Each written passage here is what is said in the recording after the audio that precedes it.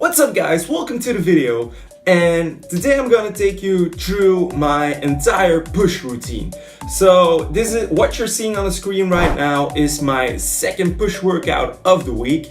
So for me that means the focus lies on upper chest. In the last video that I did, I said that I was gonna focus more on chest, and I'm gonna focus more on upper chest as well. So my second push workout of the week will be a upper chest focused push workout. So what we're starting off with, obviously the incline bench press. I'm using a Smith machine because, well, my gym doesn't have an incline bench, so I need to use the Smith machine. What I'm focusing on is really pausing at the bottom of the rep and exploding up. I wasn't able to do it for all reps, so at the final rep you'll see that I did tap and go because I knew before I started that rep that I wasn't going to make it if I paused, so I decided to do tap and go just to be sure that I could make it. Now with the Smith machine, obviously you do feel more safe than when you're doing it on a regular bench, but hey, tap and go nevertheless. Next up, we've got OHP, spirit bombs, overhead press, whatever you want to call it, military press. So what I'm doing with this is I've actually lowered the weight, so I'm focusing more on hypertrophy with all other movements, and I'm not doing that much work for my shoulders anymore. I think my shoulders are a strong point of my physique, I think I can say that. So I'm not gonna be too concerned about weight with overhead press, but more with hypertrophy. Next up, lateral raises. We all know lateral raises. So this is the way that I like to do them. Some people do them differently. Choose whatever you want to do. Just, raise your arm up to the side, and that's a lateral raise. So next up, we've got this, probably most of you will know this as a hammer strength machine. So this is the incline hammer strength machine, and what I'm doing here is I'm keeping my arm at the top of the rep and doing them single-handedly.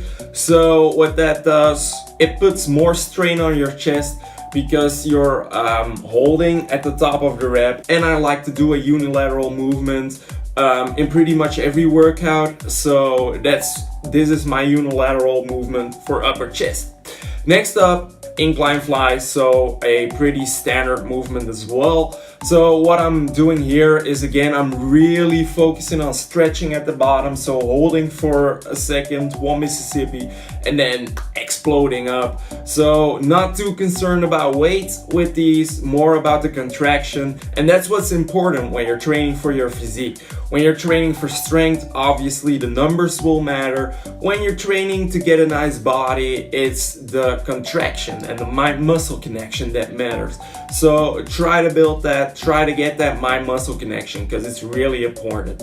Moving on to triceps, so I started with dips this time around. Actually, I didn't do dips for a really long time, but hey, wanted to do it, wanted to have a bit of fun, hammered out 12 reps for 4 sets, I believe, and still a fun movement to do dips, plus it looks kind of cool when you're doing.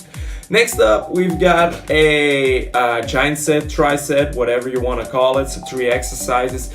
I think I've already shown this. So what I'm starting off with is the reverse tricep cable extension.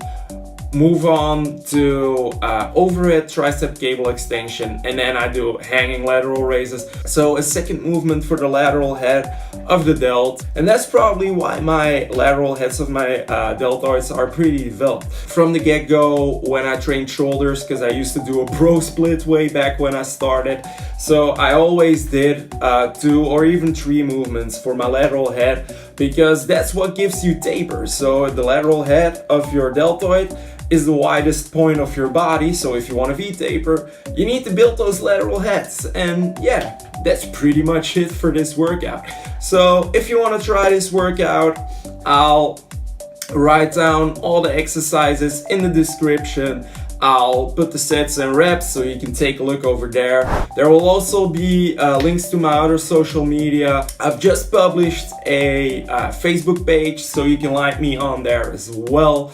And that's gonna be it for this video. So if you like the video, be sure to hit a like. If this video gets over 20 likes, I'll post my first push workout, so the first push workout of the week as well, in which I do other exercises so that you can get a pool to choose exercises from for your push workouts. So maybe you can try some of these, maybe you can do some other exercises. That's all up to you. Also, don't forget to hit that subscribe button if you're new over here. And as always, I'll see you guys in the next.